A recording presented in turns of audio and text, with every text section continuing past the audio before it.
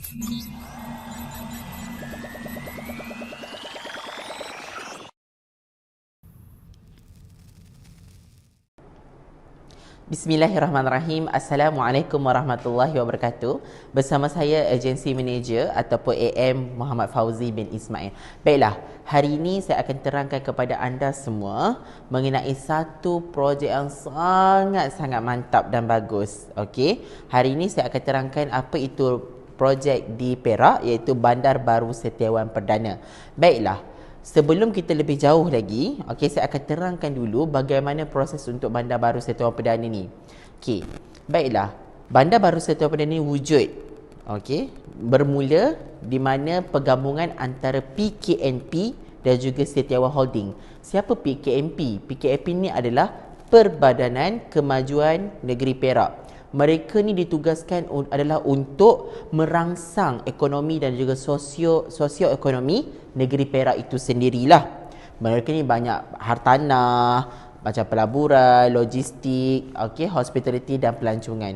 Siapa pula Setiawan Holding? Setiawan Holding ini adalah satu syarikat pemaju, senang cerita. Mereka syarikat pemaju yang banyak dah usahakan pelbagai jenis rumah dan projek dekat negeri-negeri yang tertentulah. Maka mereka wujudkan satu iaitu Taraf Nusantara. Taraf Nusantara ni pergabungan antara PKNP dan juga Setiawan Holding, wujudnya Taraf Nusantara. Jadi Taraf Nusantara ni beliau ditugaskan untuk menguruskan projek di Bandar Baru Setiawan Perdana Perak. Itu sedikit apa orang panggil perkongsian mengenai bagaimana Bandar Baru Setiawan Perdana ini dibangunkan. Baiklah. So mari sama-sama kita meninjau projek dekat sini lah. Baiklah, projek kat sini memuatkan sebanyak 10,500 biji rumah. Sangat-sangat besar dan sangat-sangat luas. Baiklah. Pertama sekali anda kena tahu, ini adalah fasa yang pertama. Ini adalah fasa pertama 1A. Ini fasa yang kedua 1D. Ini fasa yang kedua 1C. Baiklah, fasa ini sudah pun orang duduk. Fasa ini sudah pun orang duduk dan fasa ini pun sudah orang duduk. Ketiga-tiga fasa ni sekarang ni tengah membangun, sekarang ni tengah wujud dan orang dah duduk pun fasa ini. Baiklah, seterusnya kita pergi atas. Atas adalah fasa yang ketiga. Sana itu adalah fasa yang ketiga yang dalam pembangunan lagi lah. Yang rumah dia pun dah macam nampak rumah, dah cantik dah rumahnya. Kemudian ini adalah fasa yang keempat. Ini adalah teres fasa yang keempat. Seterusnya kita ada fasa untuk semi-D dekat atas, yang rumah berkembar tu, dan juga ini fasa yang terakhir, fasa kelima. Yang akhir, yang belakang atas sekali yang penuh tu, itu adalah rumah prima. Baiklah. So, fasa ini dah sold out, fasa ini dah sold out, ini pun sold out, fasa ketiga pun sold out, fasa keempat pun sold out. Sekarang yang kita ada dan juga fasa rumah kembar ni pun sold out. Sekarang yang kita ada adalah fasa untuk prima dekat atas tu, dan juga semi-D fasa 5. Yang ni yang kita ada lah. Baiklah, macam biasa. Teres untuk rumah prima 198K. Ada cash rebate 10,000 kat situ. Kalau untuk rumah prima double story, double story 270 plus K, ada cash rebate 30,000 dekat situ. Kalau untuk semi-D sekarang ni hanya ada berapa unit sahaja? 228K. Apa yang best sangat dekat kawasan ni? Pertama sekali kita ada clubhouse. Ini. Kita ada clubhouse. Yang kedua, kita ada tempat-tempat government. Kita akan ada sekolah kebangsaan, kita ada SMK, sekolah menengah kebangsaan, sekolah kebangsaan, hospital, pejabat government semua ada kat situlah. Kemudian kemajuan akan datang ni, insya-Allah akan ada diadakan mall. Baiklah, ni ada shop blok kedai. Benda paling seronok sekali di mana di Bandar Baru Setiawan Perdana ini, kita mempunyai juga tanah kubur untuk orang Islam. Ini tanah kubur lah untuk orang Islam.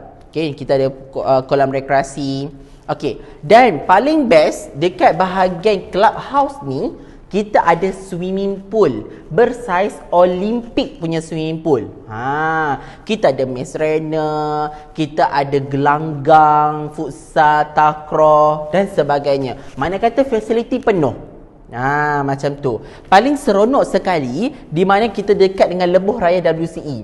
Ini menghubungkan lebuh raya WCE Setiawan Utama. Kalau dekat sini akan menghubungkan, okey, kat sini akan menghubungkan dengan WCE Lekir.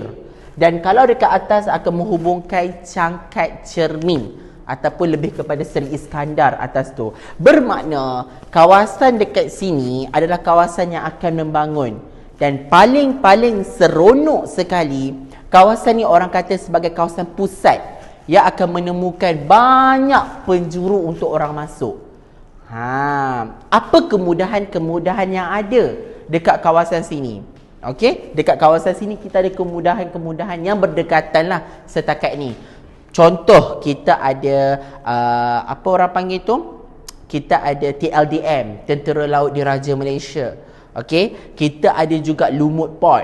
Okey, kita ada juga Teluk Batik. Kita ada lagi Pulau Pangkor. Apa sahaja yang tak ada kat sini, semua ada. Sebab kawasan Manjung ataupun daerah Manjung adalah daerah yang paling membangun sekarang kat negeri Perak. Sebab apa? Kita ada perindustrian, okey, ada pelancongan, okey, dan juga ada pusat pendidikan kat sini. Bermakna kawasan Bandar Baru Setiawan Perdana ni akan jadi boom. Sebagai contoh, Bandar Baru Bangi, Bandar Baru Selayang, bandar-bandar baru yang lain. Pernah kita dengar bandar baru yang dibuat oleh kerajaan negeri ke Terbengkalai? Tak ada. Sebab mereka betul-betul nak naikkan sosioekonomi rakyat di negeri itu dan especially sekali rakyat Malaysia. Itu sebab Bandar Baru Setiawan Perdana ini bagus. Dengan rumah teres mampu milik tau. Bayangkan, rumah teres kalau untuk prima 20 kali 70 square feet double story 1900 lebih. Square feet untuk teres, okey, 1600 lebih. Macam mana harga itu yang kita dapat? Itu orang kata murah. Harga murah orang kata. Mana kata harga mampu milik dan orang mampu untuk bayar. Hatta semidi dekat kawasan sini, okey, kawasan Manjung ni 300,000 ke atas lah. Tapi kita boleh dapat lagi 228. Yang bulanan baru 1,100. Tengok kepada umur dan juga insurans mereka lah. Okey, ini adalah Bandar Baru Setiawan Perdana yang saya terangkan kepada anda semua. Okey. Kalau anda nak lebih lanjut lagi, anda akan tengok kat dalam Salescape ataupun Dropbox yang kita ada. Proses pembangunan dia macam mana. Sebab mall ini, sebab Bandar Baru Setiawan Perdana ini bandar baru yang dirancang penuh oleh PKNP dan juga Setiawan Holding yang mereka bergabung. Dan siapa yang buat benda ni jadikan meletup? Taraf Nusantara. Dan banyak yang kita dapatlah benefit daripada Bandar Baru Setiawan Perdana ini. Banyak testimoni daripada kita punya customer. Ya, sebab dulu harga lagi murah daripada yang ni. Itu sebab Bandar Baru Setiawan Perdana menjadi tunggak utama ataupun orang kata sebagai satu pemangkin ekonomi masa hadapan. Dan paling seronok dekat kawasan ini sebab apa? Ada WCE. WCE inilah yang akan menghubungkan antara Perak dan juga Kuala Lumpur lebih kurang dalam sejam setengah macam tu. Tak mustahil sebab bagaimana orang nilai yang dulunya jauh dengan Kuala Lumpur sekarang ulang alik daripada nilai ke Kuala Lumpur walaupun sejam setengah. Sebab mereka duduk kat situ. Mereka dah tak mampu beli kat kawasan KL dengan Selangor. Dan tak mustahil suatu hari nanti kita duduk kat Perak, okey, kita kerja kat Kuala Lumpur. Macam tu. Jadi, dah berdasarkan semua yang perkara yang saya cakap ni kat dalam ni, dan kita dah tubuhkan komuniti. Kita ada komuniti Bandar Baru Setiawan Perdana, macam tu. Macam baru-baru ni pun COVID berlaku, Bandar Baru Setiawan Perdana menjadi tumpuan juga tau. Sebab bukan apa, pemaju ataupun taraf Nusantara memberikan banyak keperluan asas kepada penduduk-penduduk komuniti kat sini. Itu menandakan apa? Komuniti wujud. Menandakan kita menjaga komuniti yang kat dalam tu betul-betul. Mana kata bukannya kita panggil tu dah mereka membeli rumah kat Bandar Baru Setiawan kita biar. Tak ada. Kita bantu lagi. Sebab kita tahu komuniti kat sini dah terlalu ramai.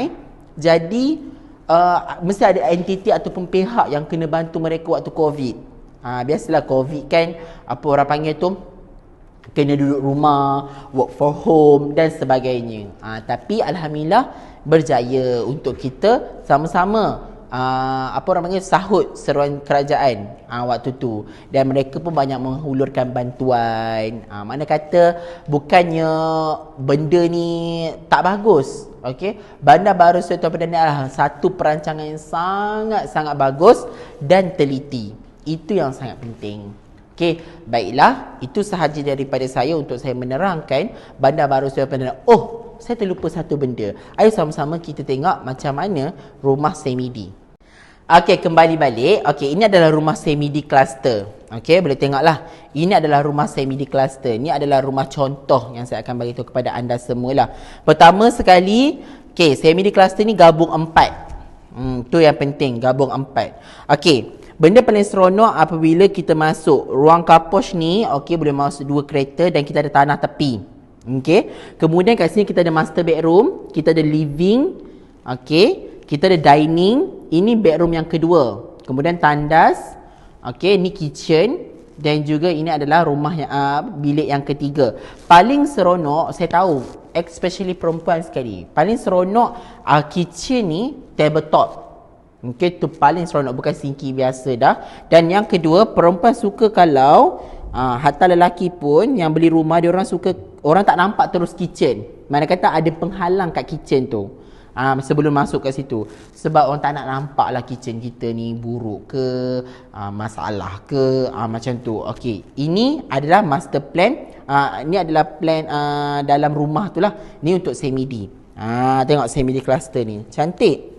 Okey, ni semi-D cluster. Okey, kita akan pergi tengok pula contoh rumah teres. Ini adalah rumah teres lah. Nampak pertama sekali tengok bumbung dia macam mana. Cantik tau bumbung dia. Okey, ini memuatkan 2 kereta lah, macam biasa. Okey, kemudian kita tengok dalam. Kita kat sini ada master bedroom. Okey, kita ada living, kita ada dining. Okey, kita ada bedroom yang kedua. Okey, kemudian kita ada tandas. Okey, bedroom yang ketiga dan juga kitchen. Macam biasa, kitchen tetap tabletop. Okey, dan yang paling seronok memang ada penghadang tu lah. Okey, kemudian ini adalah rumah teres. Okey, teres dulu harga 188 lah. Sekarang yang tinggal hanya rumah prima. Rumah prima sahaja 198K. Okey, itu sahaja. Assalamualaikum.